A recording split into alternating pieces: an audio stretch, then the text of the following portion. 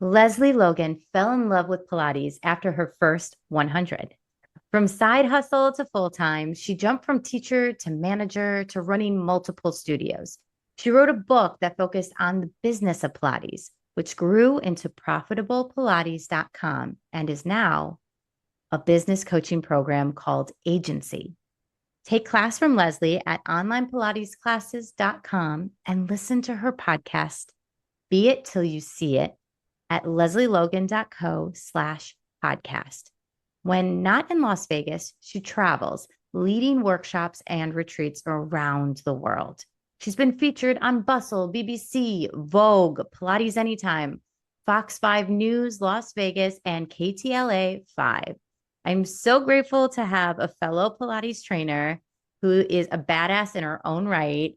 And I'm just going to welcome Lesley Logan right now to Stress Free Solutions. Thank you for coming on. Appreciate it. Oh my God, Sarah, I'm so excited. It's also, we were talking before, it's so nice when people have done Pilates and they know it.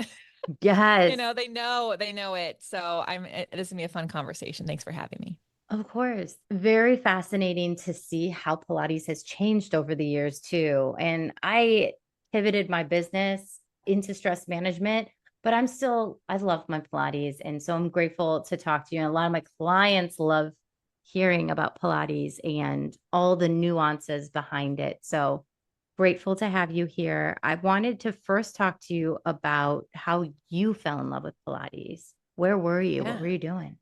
Oh my gosh. So it was about 2005. I graduated college. I was running a retail high-end accessory. So I think like design, not luxury designer like Louis Vuitton purses, but same luxury, just more boutique brands and jewelry, and thought that was gonna be my career. But all my friends had moved out of town that went to college, and I didn't really have a lot. And so one of the girls who worked with me was like, you should come to a Pilates class with me. And I thought, that's an infomercial workout, total BS. Like, it's a waste of time. I'm not going to do it. But also, like, I wanted a friend. So I thought, well, I'll go to class with her and I'll never have to do that again. And little did I know, in that first exercise on the mat, I was like, oh, I'm feeling like muscles I never felt before. This feels really cool. These are all very weird and cool things. And I loved it. I left the class and called my family. I was like, have you done this before? You should do this. This is amazing. I was like proselytizing already, like after one class. I was like, everyone should be doing this. And so I changed my work schedule so I can go every day. And the more I went, the more I connected with myself, the more, like, talking about like going in stressed and worried and wondering how I'm going to make things work. Cause I was college graduate with my student loans. Yeah. Living in Orange County, California, not super happy, right? Very just expensive to live. Yes.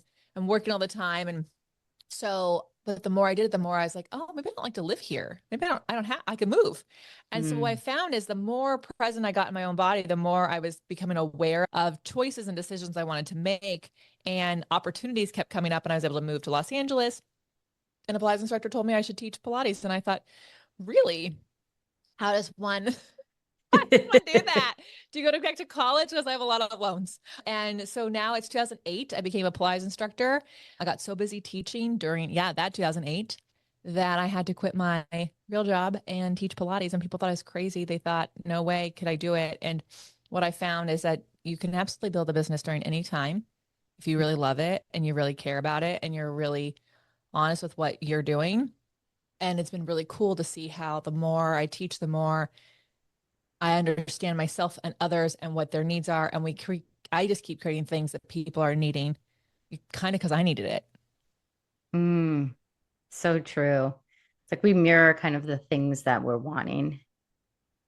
Yeah. Yeah. And it's a whole, like, your message, or like those who don't like, can't teach, whatever. But honestly, like I find, I keep creating things for the person I was, that girl who was like really perfectionisty, lost, thought she just had to do, like, grind it all out. And the more that I get to know myself, the more I can create things to help her, because I don't think we actually have to work that hard. And we don't, and especially that's not just in your job, but I'm talking more in like that movement practice. Like everyone thinks they have to work out for yesterday's dinner, when Mm-hmm. really I'm hoping that people move their body for tomorrow's life, you know? So that's kind of, Yeah. and I used to be the person who worked out for what I ate yesterday. And the more I'm in it, the more I realize, actually, no, this is all to help my body be what I need to be tomorrow.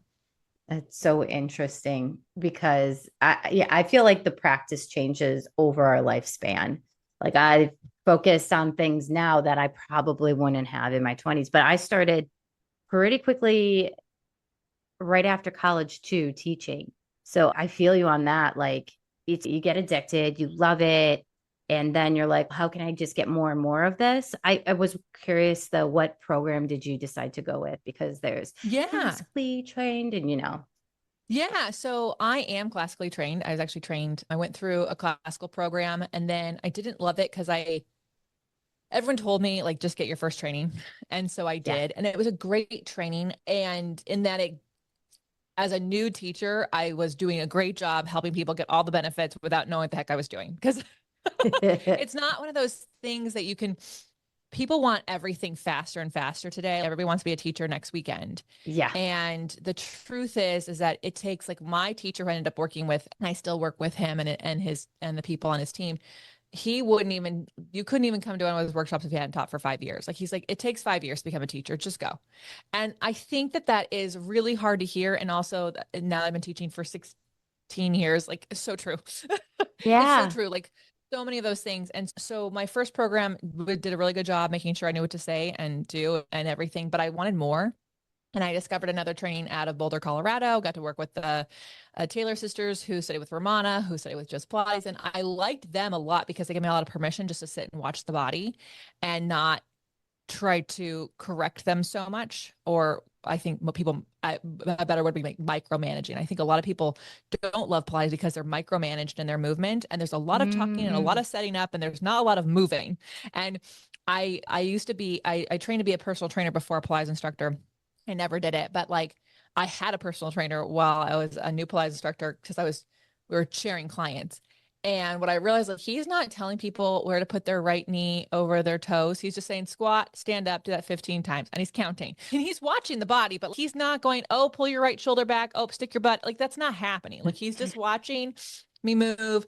Yeah. And so I went on this, more trying to figure out like, well, how did people in Pilates, just Pilates do their own workout? Like, how did that happen? Because that's what they used to do. And we like to say that people don't pay attention today, but let's just be really honest. Every decade, every time there's been humans, there's been things distracting us. So how did people back in the 50s and 60s, when we could argue had a lot more things to do on their plate because they had to actually cook everything from scratch?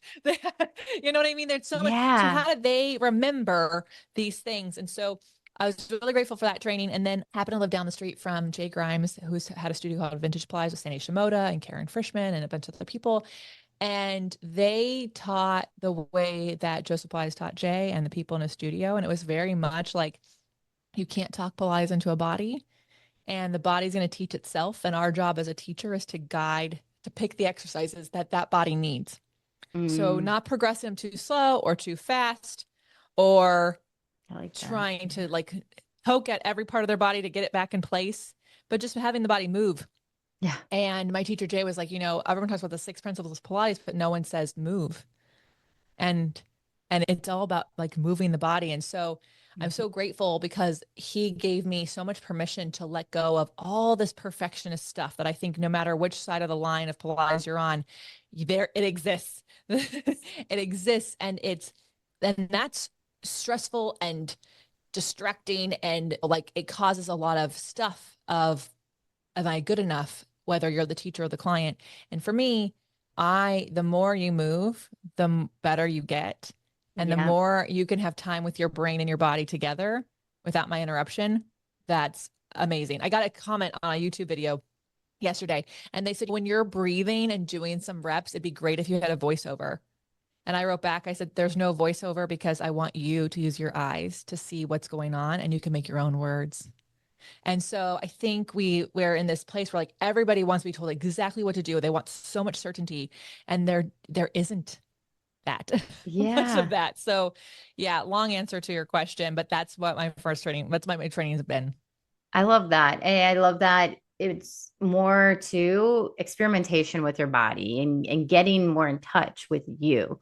Because I do feel Mhm. that way when I've gone to classes. It's either one or the other, like extreme. It's either there's Mhm. way too much guidance and then you don't feel like you're able to relax. So your shoulders are tight and all of the muscles that you're thinking about working are not the ones working. Yeah. And then the opposite side is kind of that stereotypical, though, personal trainer, like squat, okay, stand up. And in a group setting, that's can be very challenging. And I've Yeah. seen it with a lot of franchises. Won't name specific ones, but I've seen that over the years. It's like they're having them do lunges and planks right away, and they're not building so people can get in touch with their bodies. Well, and because there are actually so many franchises, there's so many things that are using Pilates, but they are really on, like a mega former. And I'm not here to knock that. They're just different things. They're running different Yeah, styles or different types of things. Repeating ourselves over and over again is not actually how people change their bodies. It's how people go crazy. So I get, because I've been a group class teacher, hmm and I still teach mostly when I teach in person, I'm teaching mostly in groups. And something I remember when I got a puppy, I learned this is actually, I learned it from Gretchen Rubin, but I was on a dog training. So maybe that's why I was like paying attention. She said, you're supposed to wait almost 11 seconds before you give your dog a command again, before you repeat the command when you're training them, because they're making a decision if they're going to do hmm it or not. And so, not that humans are puppies, but like when we say a sentence, sometimes there is a delay in the information processing to the person. And saying the same thing over again doesn't exactly mean it can work. It could be that they just missed it, or it could be that they don't know what that word means that you used. Yep. And then also, we're expecting everyone to become an auditory learner for an hour, and they're not. Some people are kinesthetic learners, some people are visual learners, some people are auditory learners.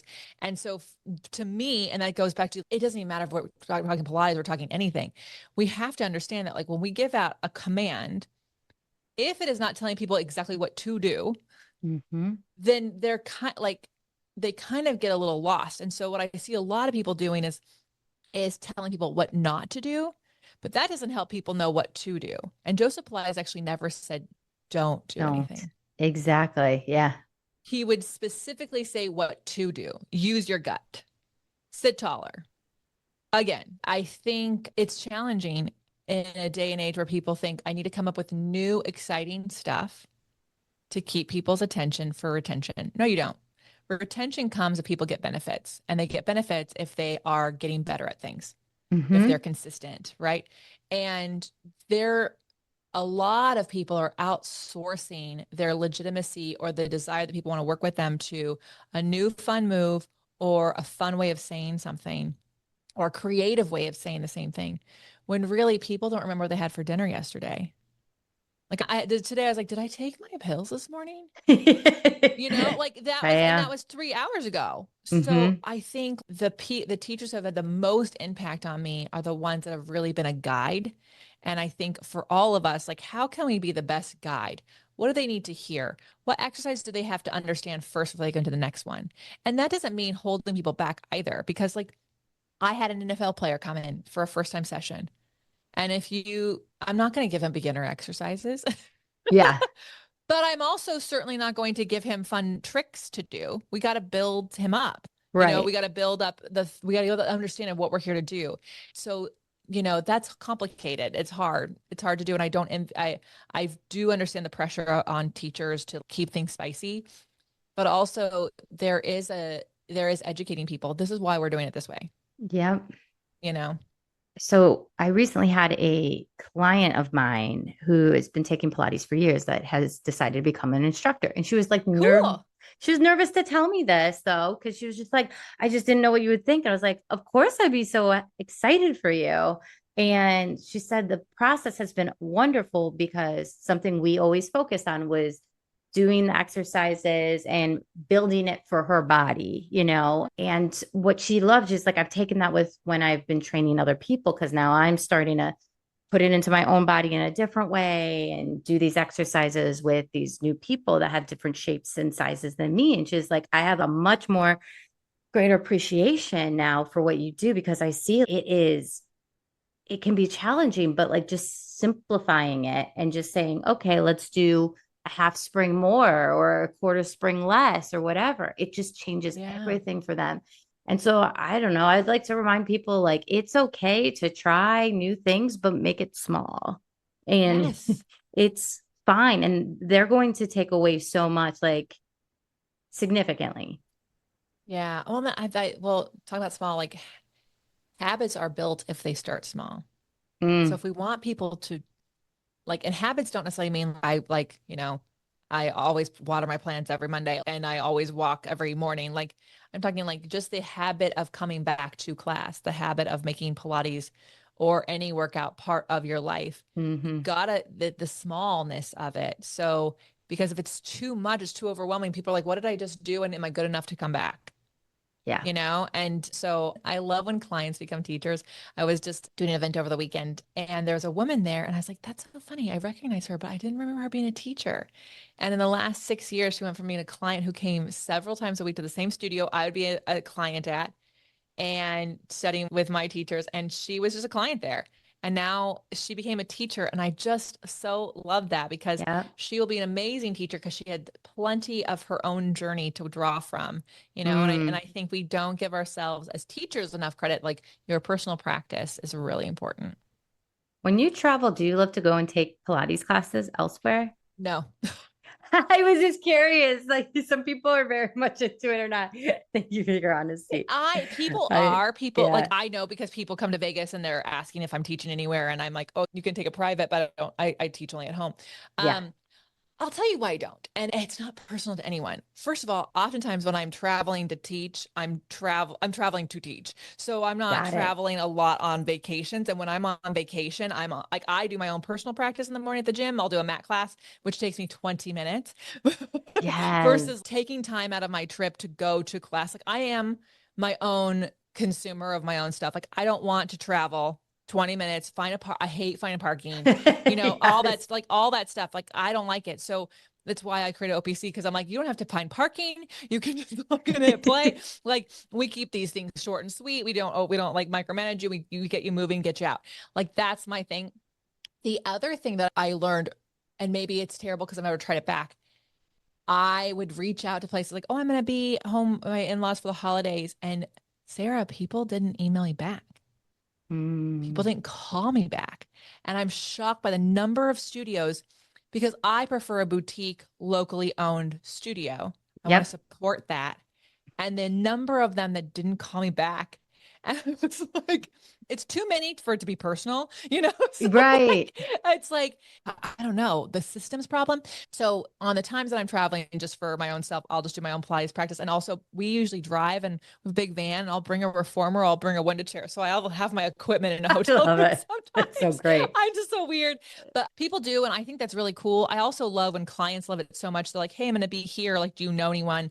And I love that that's part of their practice, that they want to do it so much that they're Yeah. wherever they are, they're wanting to do it. And so I always try to make sure I find people, teachers in an area and let them know that they're coming. But yeah, I'm I sorry, love that that was though, a surprise. because no, that was, I mean, that was a surprise, but like in a good way. You're like, I still do my practice, but when you're on vacation, you're right. Oh my God, the number of times I've traveled to a studio and then you get disappointed sometimes when you're like, oh, well, it said it was like an hour class and that was 45 minutes or, just little Yeah. things. Mm-hmm. And then you get discouraged almost for all the people around you not getting their Well, best and workout. so there was this one time, it's about 3 years ago. I wasn't going to take a class, but a colleague reached out. She's like, "Oh my God, you're in town. Like, go take a class in my studio." And I'm really glad she did because we had never met like we had never met before, and we just talked like via, you know, socials and stuff like that. And so I wasn't going to go, but then I really had no excuse. It was a mile from my hotel. And my husband was like, oh, I want to go. So I said to her, I said, oh, do you think their class has 2 spots? I'll pay for his. And she's like, no, no, you guys are my guests. I'm like, okay, well, now we're going. We're going to this class. The teacher was so nervous that I was there. I And she did a great job. She did a great job. I went to the bathroom, but I could still hear her. She's like, I'm so nervous. And like, and not Yeah. that because I really want to make sure I don't come off egotistical. Not everyone knows who I am. Like there are teachers who discover me every day, but like they didn't sign up for that pressure. So, Totally get like that. let's Yeah. just make everyone's lives easier and I'll do it myself. But I do when I'm not traveling, I have a weekly session at least with a teacher who can watch me on Zoom. But I personally like to practice at my own pace. So I have a harder time being in a class Mm. because some like this week of my cycle, I want to be more slow in my practice. I want to Yeah. just feel it out a little bit more. And in like 8 days, I'm going to want to move my practice along. And I Mm-hmm. think the more research I do on moving with your hormones and having that done that way, I have to lean into it more. Even my own yoga teacher is like, I had a friend join me for a yoga class and I still take from my my teacher in LA, even though I live in Las Vegas. And she's like, what are we doing right now? I'm like, oh, he just said inhale. We all know that means to back bend.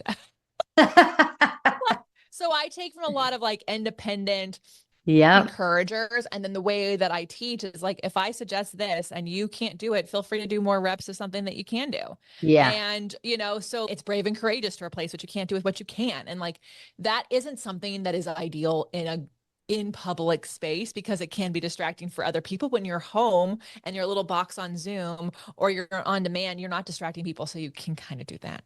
Yeah. No, you have a whole practice online. And I know, similar to me, all of our sources of income disappeared in 2020. Oh yeah. And Yeah. we were in multiple studios, and which was crazy to begin with. If you really look at how our lives as trainers were before the pandemic, we're Mm-hmm. insane. We're like teaching, sometimes it could Oh be yeah. 10 hours a day and Yeah. one client or going to across town for this other studio. So what was the challenges though at first? And then what Yeah. have you found to be very helpful post I love 20? this question. So I started OPC, onlinepilatesclasses.com. We go OPC for short. Yeah, you know me. Um, so I started that in 2017, actually. It wasn't called that. It was called my name. And then 2018, we rebranded. But so I was already online, and I had reduced myself down to just being I actually opened my own brick and mortar above a bakery, which always made me laugh. Like above a bakery. And sometimes it smelled like brownies in my studio. My clients are like, this is mean. I'm like, Cruel well, and unusual punishment. I was like, on your way out, babe, unless your parking meter's up. So when I first started teaching, I was at 2 studios for privates, and then I was at several studios for like group mat classes. And then that happened for a while. And then I actually reduced down to one location that I worked as an employee where I managed 9 locations and then I was renting from another space. And then Wow. over the years, I whittled that down to just renting at one space. So actually up until 2018, I was at 2016 to 2018, I was at one studio. So I wouldn't even take home studio clients. Like, come to my house. I'm like, it's 3 times. It's LA. I won't do it. So for Yeah. any people who are teachers listening, like you can go all over or you can choose if you find a great place to settle in. And there are ways to do it. It just depends on what your goals are. If you like having an open schedule or having a long day, like everyone has different things that they need. Just make sure it works for you. But what happened is in 2020, I already had wanted to go more invested in my online business. That was the goal. So in April of 2020, I was actually going to be taking half of my clientele and giving them to the people who rented from my studio and just go, here's all my clients. Here you go. And I was just going to keep about 6 to 8 hours a week. Oddly enough, when the pandemic happened, it was those 6 to 8 hours that stayed online and the rest quit. And they just Mm. quit. And they're like, let me know when you reopen. And I was really honest with them. I said, this isn't just for me. This is for every business you love. If you don't patronize it during the pandemic, it won't be there. And so then in June of 2020, we actually moved to Las Vegas. So I shut my brick and mortar down and went fully online because my LA clients, I was like, are you ever going to want to come back in? They're like, I haven't had a parking ticket in months. No. Like they just started buying equipment. So I said, okay, I'm gonna move to Vegas. And they were so happy for me because Yeah. it meant I got to have a house. They got to have houses. Like, they were really supportive. So that's kind of the transition that I did there. And what was really more difficult is that I was used to standing, walking all the time, like the lack of movement, even though I was still working out every day. There's those little movements you do throughout the day that I wasn't getting in my practice. And Mm, that was the biggest change was like, oh, I'm not walking 15,000 steps by accident anymore. yeah, I'm doing more intentional. totally. Yeah. It blew my mind too. I was like, and I was trying to figure out how I could increase that. And I was like, unless I get a standing desk.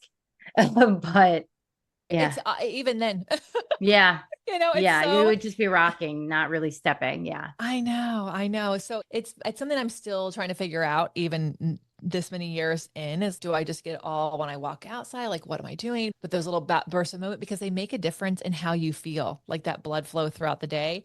But it was just, for everybody, it was such a big transition. It was super scary because it was my husband and I worked together. So, there wasn't like, oh, you have a corporate gig who's just going to keep paying you.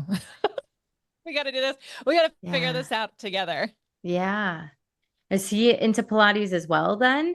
He got Yeah, into it? he does it. He as just like anyone else would, but as a regular person doing their practice. But yeah, our equipment is in the living room, so he can go get on the Cadillac and do some leg springs, or get on the reformer and do some footwork. And we made Pilates flashcards. So the mat, every exercise on the mat, every exercise on the reformer, every exercise on the Cadillac and tower, the chairs, the barrels ones is the one that's in production right now. So I just took some cards and I was like, here's your workout. This is your workout. So you can know what you're doing there. So he can actually Amazing. create, it's tailored to him and he can do it when he wants to. And that makes it really nice because I'm sure you do the same way. Like anyone listening, if what you do, your husband wants to be a client or a patient or a practitioner of, they're not the easiest to teach. Oh my gosh. I was just teaching my husband bridges with just a little bit of a balance pad and hardest thing ever. Yeah. Yeah.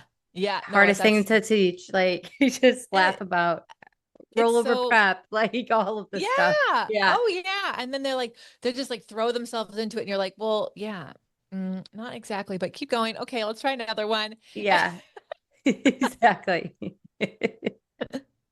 So, I mean, like I love it. I love that he's part of the business, but I also love that he has other ways that he likes to move, that he brings it Mm, in. So he's just like any of the guys I would teach back in LA. He's got his yoga a couple days a week. He's got his weight training and then he does his Pilates. It doesn't have to be his whole life. It's already his work. how did you and your husband meet? Great question. We were introduced by a mutual friend who we were I mean, I would still, if she called me today, I would love to say hi and hear what she's up to, but we haven't talked since our wedding. She was like one of those like little matchmaker angels, like came into our lives at just the right time. Neither of us knew her very long before we met her and then each other. But my husband was in a band and he Oh, was in a pop band and I went to his showcase just to check him out and see if I wanted to have her encourage a first date. And from the time I met him to the time we actually started dating was about 9 months, but then we got engaged and married pretty quickly thereafter. So it was not what I was expecting at all. And it's everything that I'm supposed to have. So, it was just beautiful. really divine timing in our lives. And we lived in LA for the exact same amount of time, and we worked across the street from each other sometimes, down the street from each other sometimes. Like Wow. our paths were like all like we ate lunch at the same place, probably just different times. We just know each other. That's so funny. So when you guys decided to move to Las Vegas, was it pretty soon after the pandemic or during? June 1st, 2020, we moved to Las Vegas. So we were not even 90 days into the pandemic. Wow. I had heard one of my clients, she did a really amazing job for a really huge, huge company. And she was told that they were going to be work from home until June 2021. And that was in April of 2020. So when she told me that, she said, we're going to be work remote until June 2021. And this is April of 2020. And that size of a company making that decision, I just had a feeling like all the companies like them were as well behind the scenes going to be making those decisions. And so I told my husband, I said, we talked about moving to Vegas in 2022, 2023. What if we like did it now? Because I think space is going to become a commodity. And so we moved June 1st, 2020. And sure enough, it did. Like everything went crazy like a month or so after that. And I'm so glad she said that because it was exactly what we needed to get the dream house that we like had always dreamt up. Like we'll have this many rooms and we'll have the studio in it and all these things. And yeah, it changed. It forced us to go all in on what we believed was going to be possible for our business and then really have to trust. And so it's funny, like a lot of people thought that I'd only gone online because of the pandemic. And it's actually, I don't know how well we would have done things had I started in 2020 because it already started 2 years prior. I kind of knew what it took to make things work and the investment and the time. And so it was almost a little easier because we kind of had a head start on that. Didn't mean that people like, no one just signed up in droves. I had people go, oh my gosh, the pandemic, everyone's going to sign up with you. And I was like, that's just not how things work. And it's true. Like we actually lost members right away. But then the more people realize like this is going to be how things are for a while. What's cool is that people actually tried out doing online workouts where they might have always felt like they had to do it in person before. Exactly. Yeah. I had completely shifted my training business and Pilates business to online, and it was much easier than I expected. And I also found it interesting how people, as soon as they knew that we were going to work remotely, they're like, okay, well, maybe I could get that reformer. Maybe this is a better investment versus me paying an Uber back to and fro from the studio in Chicago. And I'll Yeah. have this reformer now in my house that I can get on when I please. Oh So yeah. it's been It's great. it's been so great. It's so great. So many of my members at OPC are not teachers, but they have equipment. There's a big Yeah. joke. It's like you become an OPC member and you end up buying a reformer or you buy a winded chair or you buy a mat. Like it just becomes like a thing. And I feel like Peloton started so much earlier than the pandemic, but got really known around 2019 and then obviously 2020.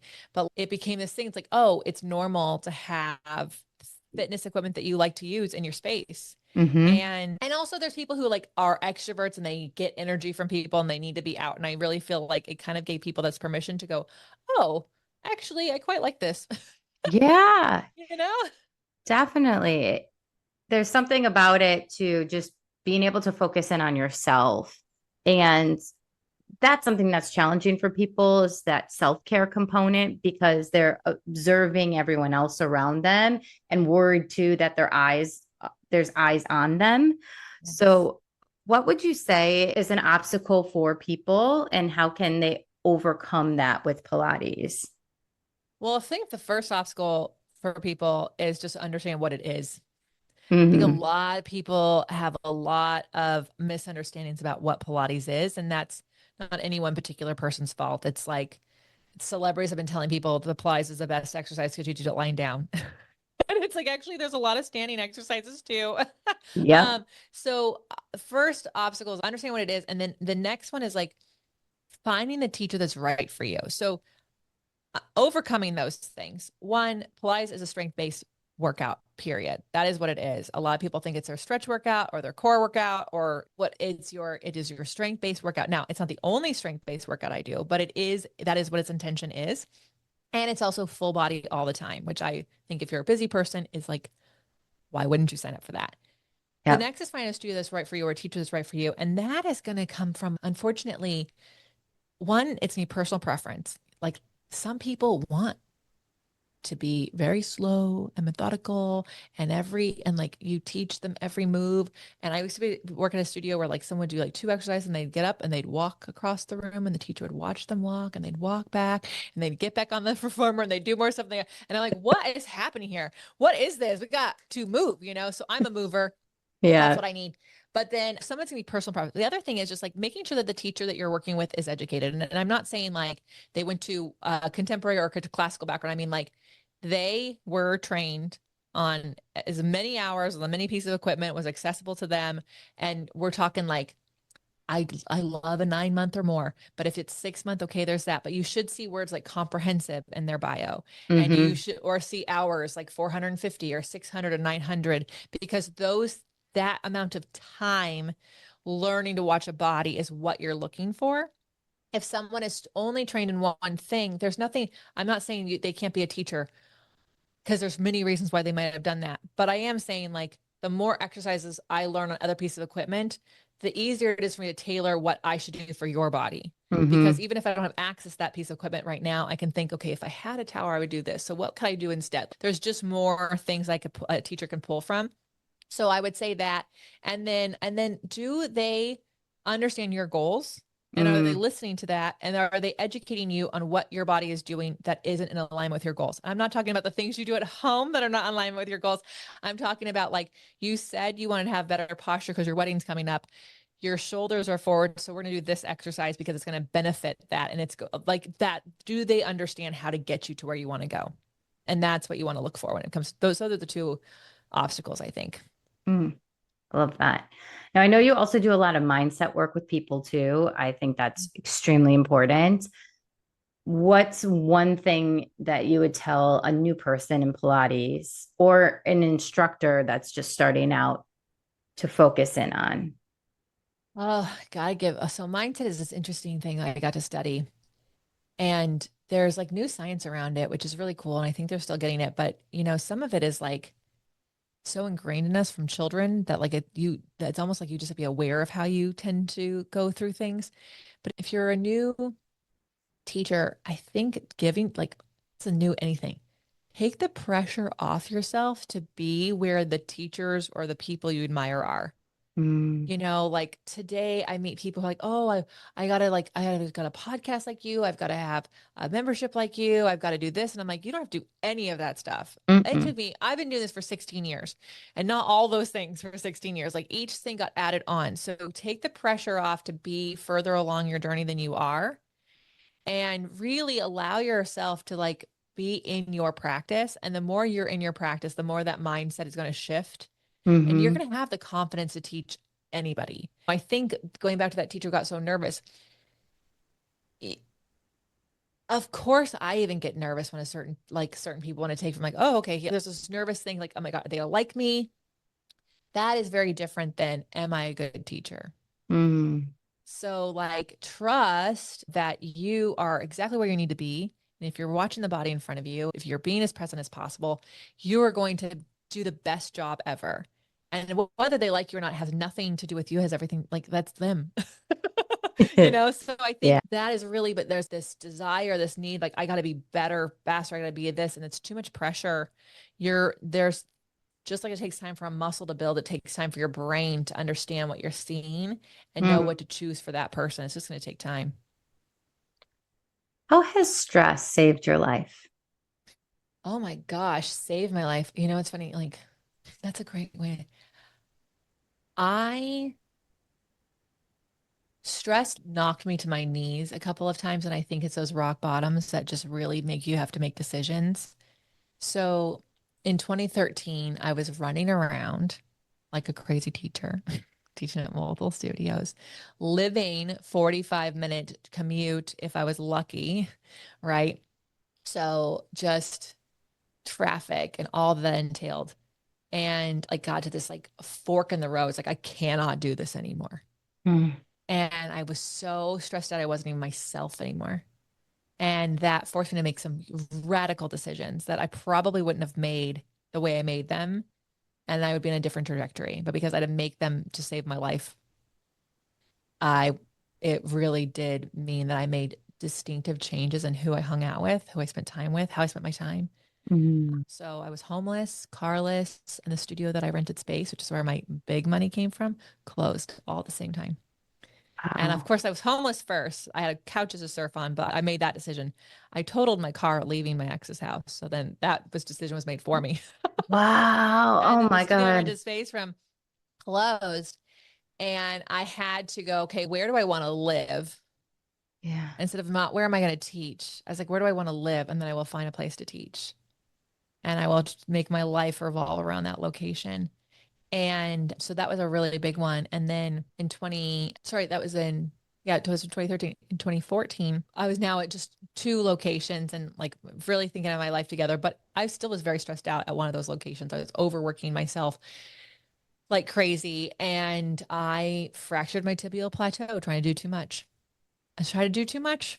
And that too much was that I didn't think it was too much. As I thought I was being really sweet. I was running from, I had a client late cancel. So I had a 9 a.m., at 8 a.m. and 9 a.m. and a 10 a.m. My 9 a.m. late cancel. And I was like, yeah, I'm going to run home to my new boyfriend at my place. It's like a mile away. I'm going to run there and he can drop me off on his way to work.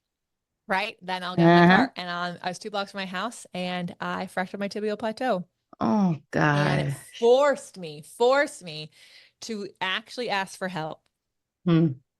and to trust that you don't have to run around a mile a minute. You can still get a lot of things done. It was kind of amazing what I could get done on crutches,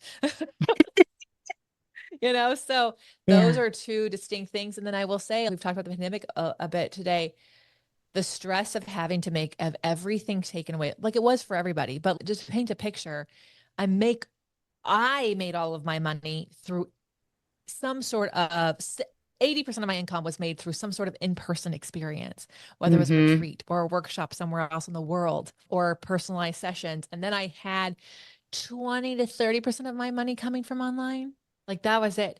And Yeah. so when not just that everyone shut down, I didn't have any money coming in, I actually had to refund money because I could not complete the contracts for the retreats and the workshops. So Yeah. I was out the money, but I was also out money for the flights to those places. So they're like, you have credits. So I was like, we started negative, and so Yeah. the stress of all of that forced us to go, what's important? What's the goals? We have a clean slate to work off of. How do we want this to go? And not that I wish that ever on the world or human beings ever, ever again, because there was so much loss. But sometimes I'm like, sometimes you kind of have to hit a wall for yourself to like go, hold on, Yep. what are we doing here? What is the point in all of this? And I think for the people where the stress is just tolerable enough, that's almost harder for them. That's a journey. Those three instances, and they're all very different too. Very different experiences, different times in your life. Like, what would you say got you through all of it mentally? I I have to say, especially because from the first one, there's just real true belief in myself.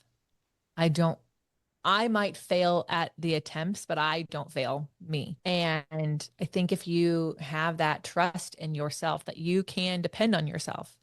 And while I can't control how things happen, I can control that I will take a step today. I think it was this deep personal self-love, self-trust that helped me because I knew I could bet on myself. And so by the time the thing came around in 2020, I was like, well, we've been here before. We know actually how to work in this. And I don't, I will say I was not raised that way. I did not trust myself and my decisions growing up. I was always trying to make sure, like, am I the right thing? Do people like me? Do I belong? Do I fit in? Does this all like that is who, not a total people pleaser, but just really trying to feel like I was invited to things. Like I never, it's funny, I would always say, like, I did not feel like I belonged where I grew up.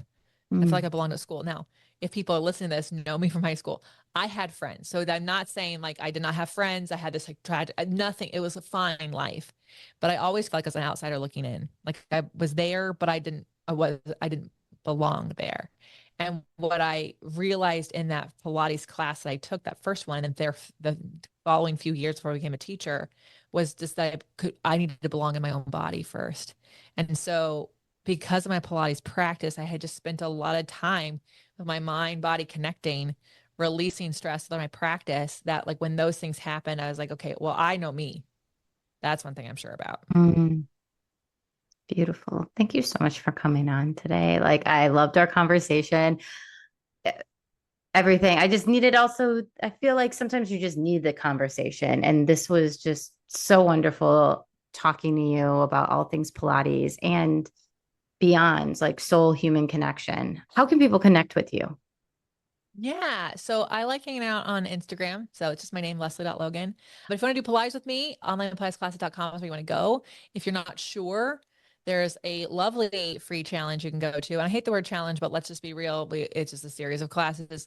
But it teaches you how habits are built. And also it builds on Pilates practice that starts at 10 minutes a week. And then it goes up to 20 and then up to 40. So you can go to opc.me/challenge, opc.me/challenge, and it's free.